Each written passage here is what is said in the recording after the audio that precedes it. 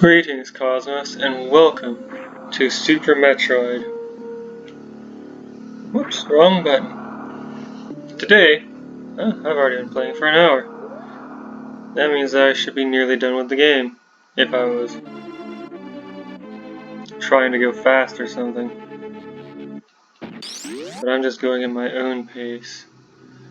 So, I think today I was going to try and travel back to the surface, or something playing the part. Yeah, sure, there's a passage to the west, the left. Yeah, I want to travel back to the surface, or something. Whoa, hey! Or something playing the part, and, come on. There are thoughts in here that need to be expressed.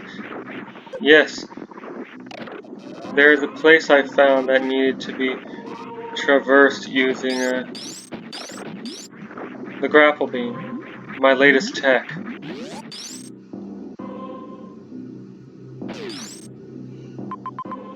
Oh yeah, and there was a place down below that could get me a missile pack if I had a grapple beam.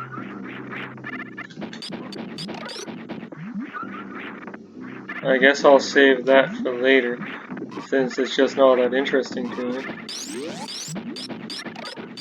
So, while I traverse this, I'll talk about live-action role-playing,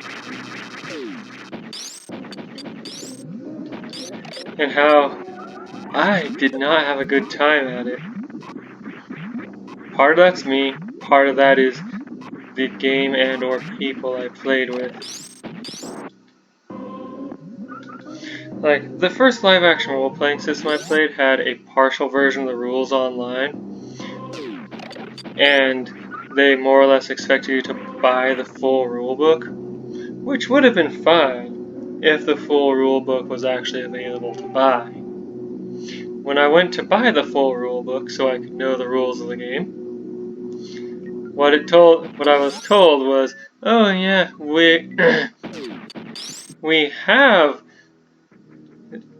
or what I was told was, yeah, we don't have any physical copies available right now, and we don't want to make any unless there's a huge order, say 200 books or so. Now, this was a pretty small game that was played by maybe 4 groups across one country.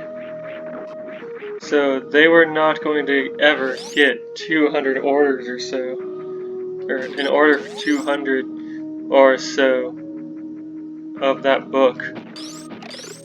Huh.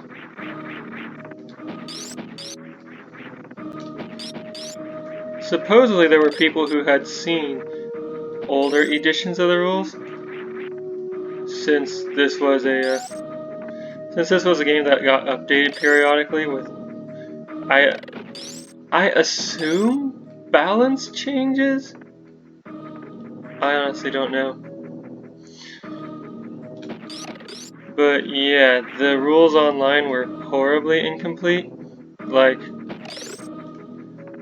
there were 5 groupings of, 5? 6? There were a number of groupings of spells, right? And each grouping had,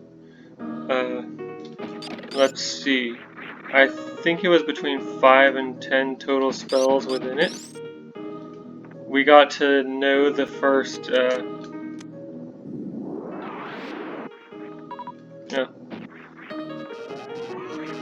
website gave us like half the spells, right? The problem is, in a live-action role-playing game, you need to know what a spell is when it hits you so you know how to properly react. Like, is a spell going to kill me? Is a spell going to make me obey the whims of the person who struck me with it?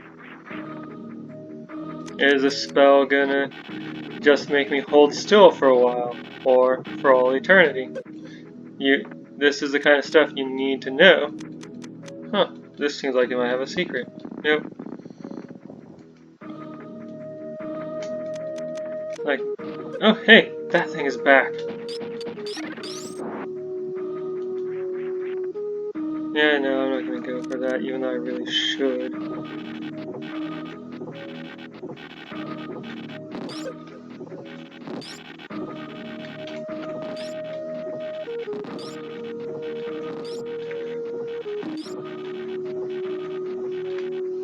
Okay. And also, the online rulebook had this other issue where it was just so proud of itself. Ooh, is this? Yes, this is the X-ray scope. I both love and hate this item.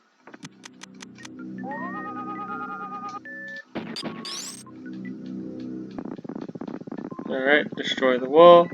Head back this way.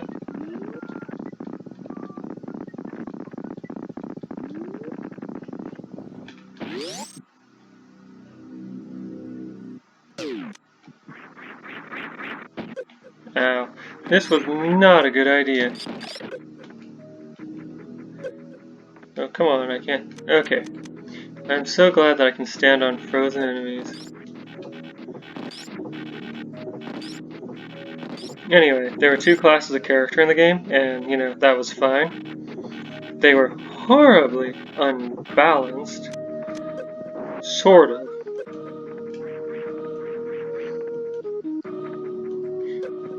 I mean, it's fine to have so few options, especially in a live-action role-playing game where everyone needs to know all the rules in order to be able to effectively participate.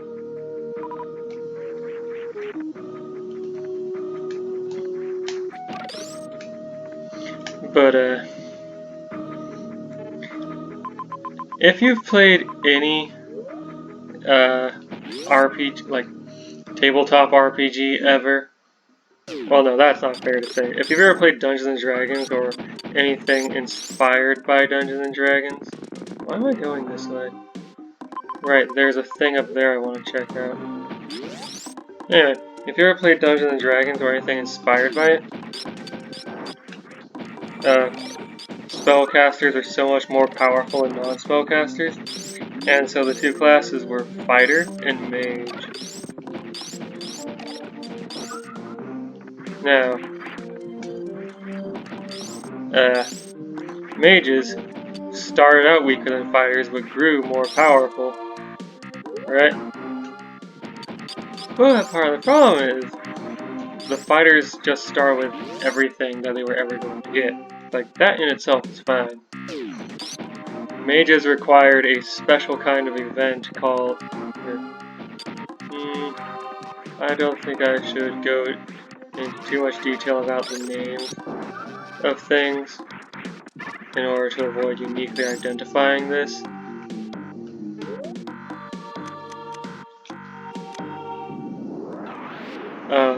I have personal reasons for that. Don't worry about it. Anyway, mages need to go to a special kind of event in order to gain power. My local branch, by the time I joined, had not had one of those events in over a decade.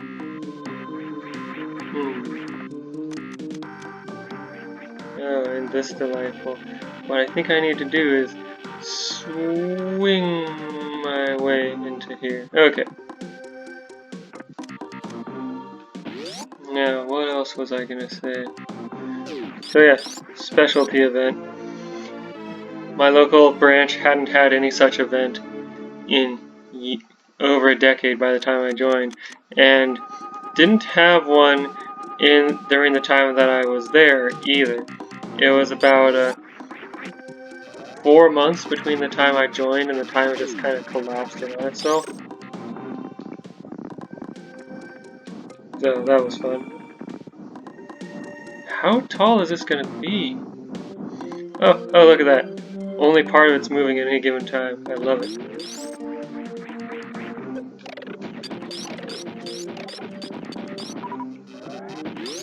So yeah, there was a third kind of character, non-standard characters.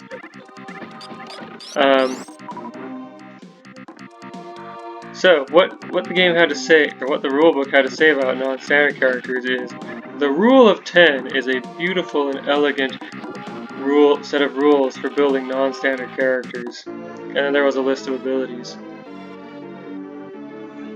What you couldn't learn on your own, what you had to learn from other players, or potentially the full rulebook, was that you had 10 points to build your character with.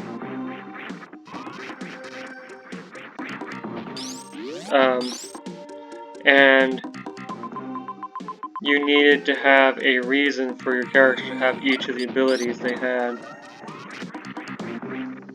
Like you could pick up mage spells, so you didn't need character progression to have mage spells, you just needed to be a non-standard character, and you could just have whatever mage spells you wanted, provided you had the points to spend on them. And oh, hey, I think I'm going to go fight that boss now, while I ramble.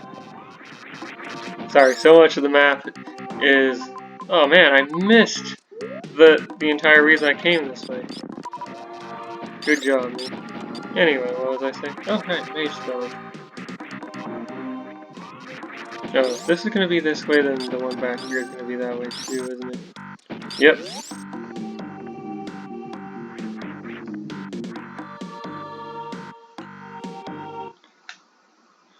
So yeah, you had to have an in-character reason for your non-standard character to basically come into the world knowing mage spells. An explanation of some kind. It was, again, nowhere in the rules was this written. At least not in the limited rulebook that I had. Well, I missed my opportunity there.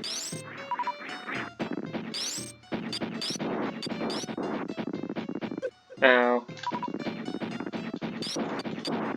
I really appreciate how this game's bosses have... Oh, come on. No! Have opportunities to refuel and heal yourself.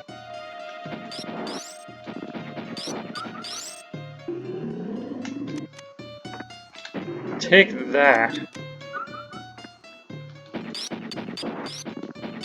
I have so much trouble finding the Super Missile expansions in this game.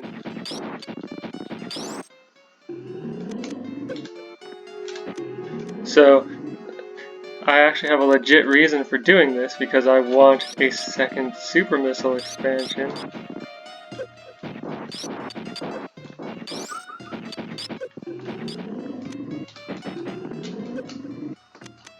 Okay, so...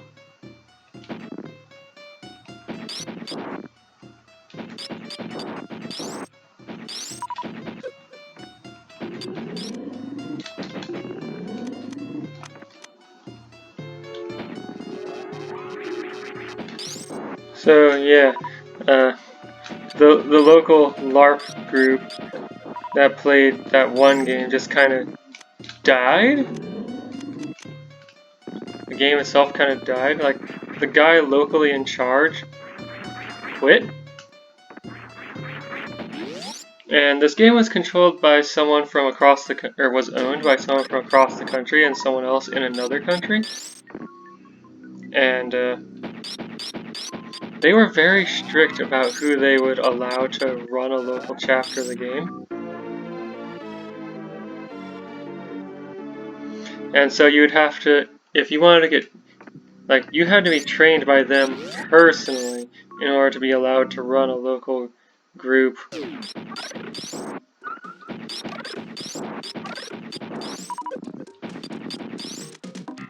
Which was kind of a pain. Well, kind of. It was a real pain because,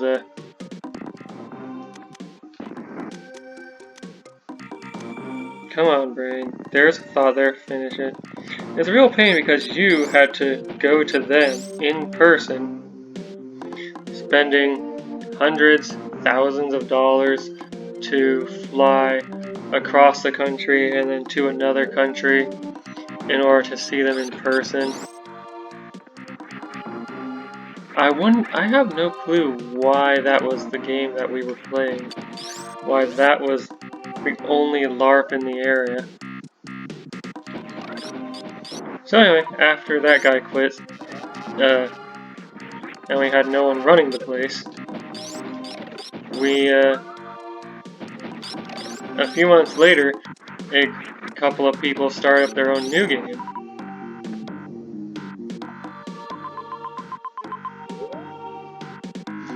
Why am I going here? I was trying to go over there. There's a save room over there. I'm just gonna go around.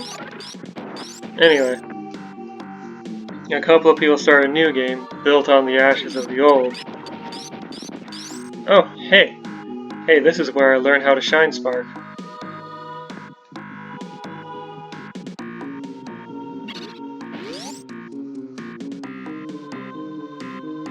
And also, there's health here to guarantee that you have the capacity to shine spark.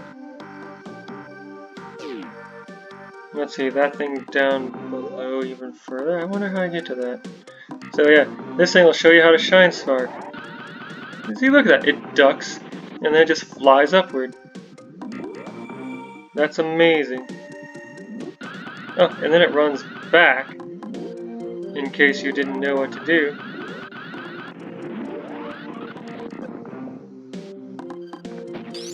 And I think that's really cool. As far as I know, this is the only time a Metroid game ever teaches you how to shine spark, and other games in the series just kind of expect you to know.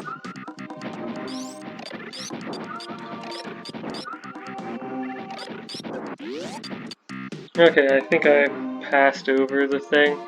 The place that led to the charge beam is what I think leads to that area down below that I was looking at briefly. So, now I can go down here.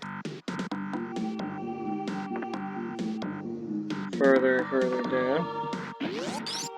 And oh hey, there's a thing over here. Oh no. Oh no, oh no, oh no. I wonder if these enemies have an increased chance of dropping power balls when you destroy them with a power bomb. Oh no. Okay.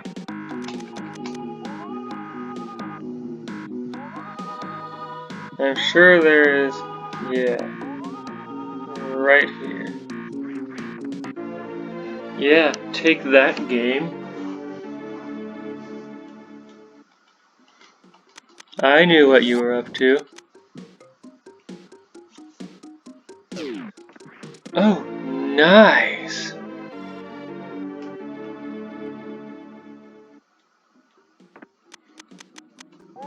So yeah, I was just talking about how bad I am at finding those expansions, and I found 2 of them in one session. Alright, anywho. What was I talking about? Oh yeah, live action role-playing.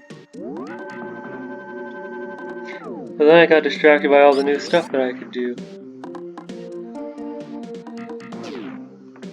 But something.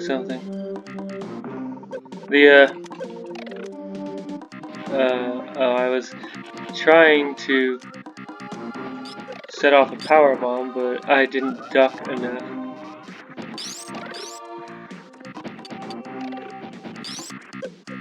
Sheesh. Now, live action role-playing. It can be a pretty fun hobby if you get the right group, but with the wrong group, so many horror stories can stop one. Oh. These teach another ability. That, again, as far as I know, you never get taught about in any other Metroid.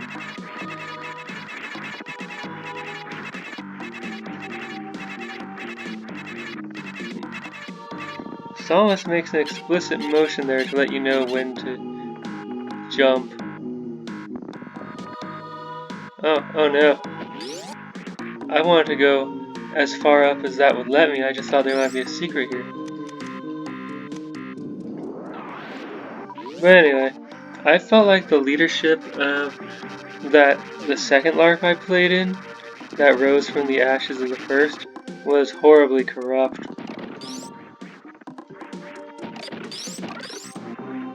Considering that, among other things, they just kind of stopped. Like, they were developing the rules while we played, and that was all well and fine. So long as they kept us Oh, hold on, I need to set, or do something about the alarm. So long as they, kept us in the loop. But instead they started, not telling players what the rules were, or what new rules were, and instead just using new rules, new abilities that they didn't tell anyone else about for themselves. They took over the in-game hierarchy. Like, this was a medieval fantasy, so we had a local lord, king, whatever. Ugh, I am bad at this.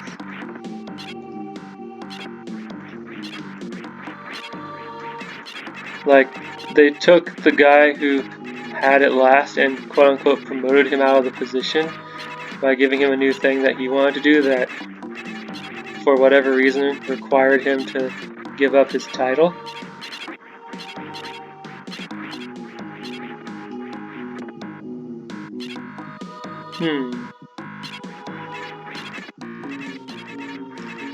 No!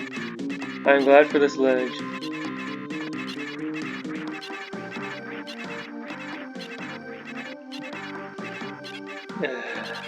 I think I can do this, but I'm just not sure how. Oh, so close. So, I and a couple of my friends went and started our own LARP, and that's how I wound up in charge of a LARP.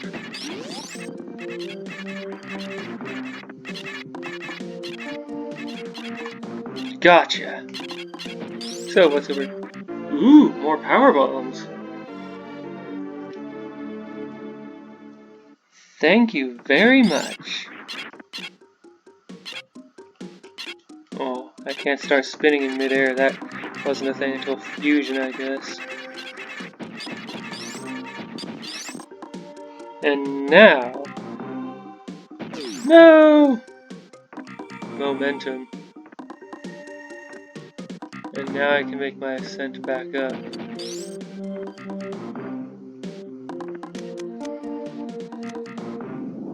Take that, weird crab monster. Okay, so...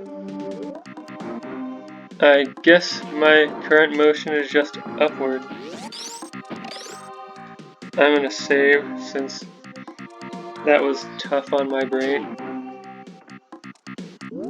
And then I will do that thing that I promised at the beginning of this video.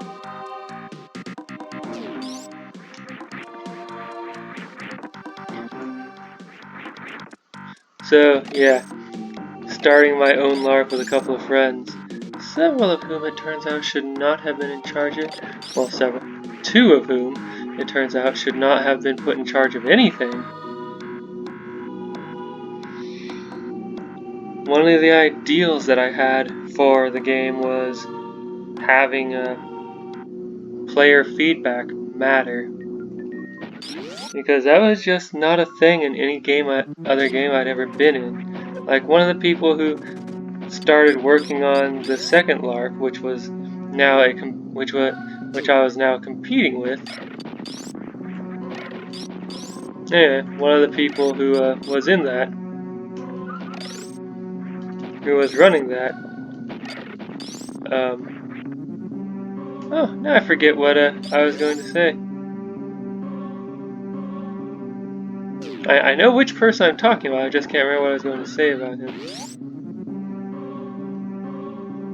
Oh, right.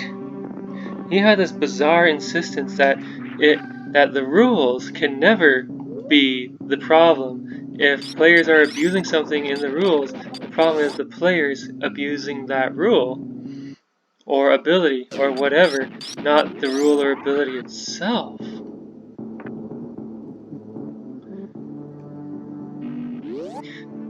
Yeah, sure, this one option is far and away superior to every other option. But no, it's the player's fault that they're abusing it, not the fault of the people who designed it for designing it badly.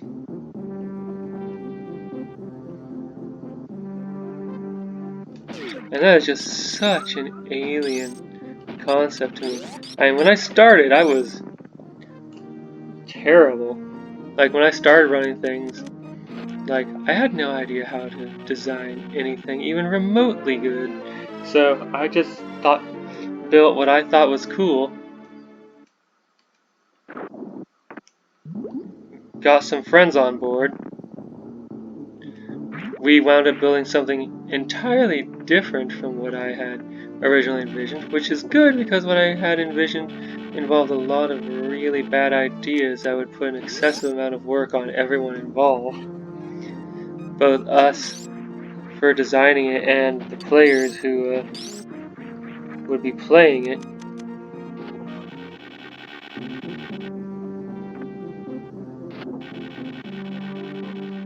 But even then, we all together built a game that encouraged certain bad behaviors that you often hear rumors about happening in LARPs. Well, part of that is because the way the rules are built encourage that. But then you have people who are like, oh no, it can never be the problem of the rules, it's always the players. If you allow or encourage certain rules and or behaviors, you are at fault. I can't save until I beat a boss, and I don't think I successfully managed to save at the, oh yes, this place is haunted, by the way.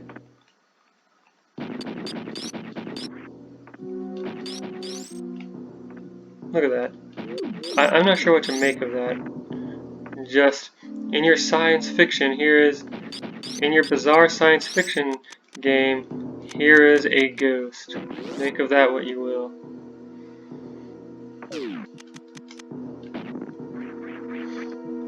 I'm sure any game, no matter how it's built, is gonna, especially competitive games, is gonna have toxic players in it. It's part of why I'm scared to join any kind of gaming community. Like, I joined a tabletop war game. Ooh, this boss. And I was the newest person around, so there's no one about my skill level to play against.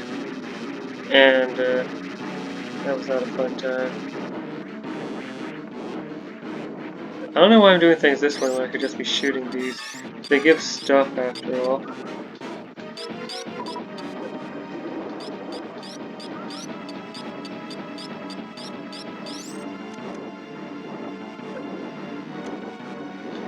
Okay, so...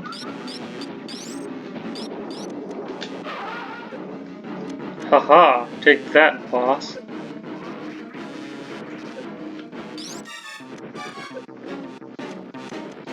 Okay, I'm not sure what I meant to do here.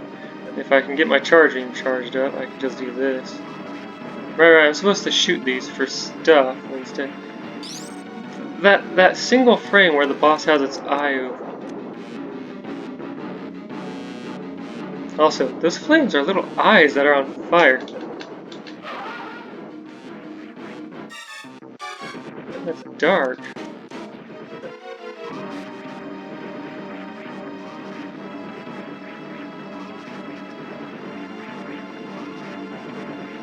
So, yeah, sorry. I made a lot of outright bad design decisions and or enabled them in others. And it's only in hindsight, really, that I recognize just how bad some of the decisions were.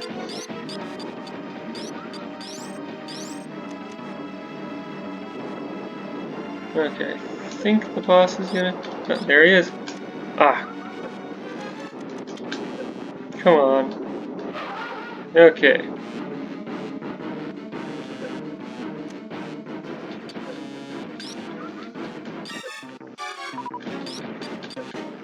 Okay, I don't know which way to shoot in order to not get hurt.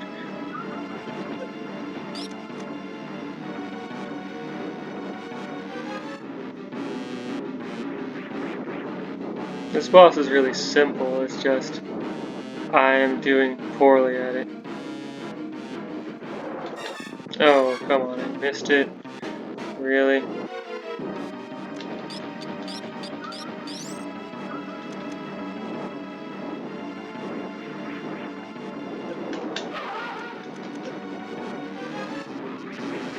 So every time I hit the boss, it's going to go into this phase. Gotcha. And spin jumping while you have a charge beam charged up makes you immune to this. I forget if fusion does anything similar. Like I know it has the charge beam lets you use a mini screw attack, but I forget how far that goes.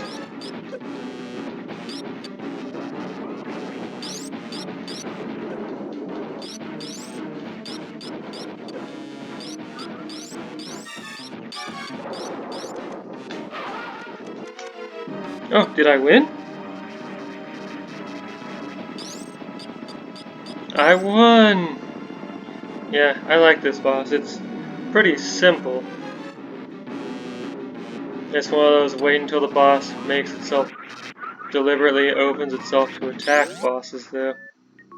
Now, I'm not sure how I feel about that kind of design in general. But anyway, the ship, it is now on because I killed this ghost.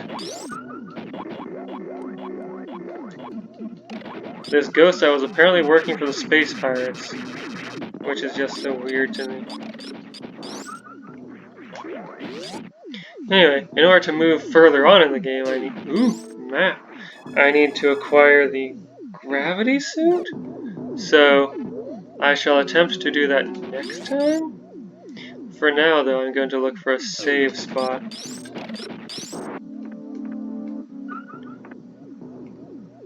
What is this and where does it come from? Like, I used to think that was being shot by these enemies, but... I mean, see? There's one now. Just now. But so often you see them just come out of nowhere when those enemies aren't even on the screen. Like, are they just pre-existing when the ship is on? I'm so confused, and have always been, by those kinds of, attacks. Oh, hey, I was talking about how I have a hard time finding these, and I find that's what, 3 so far in this session?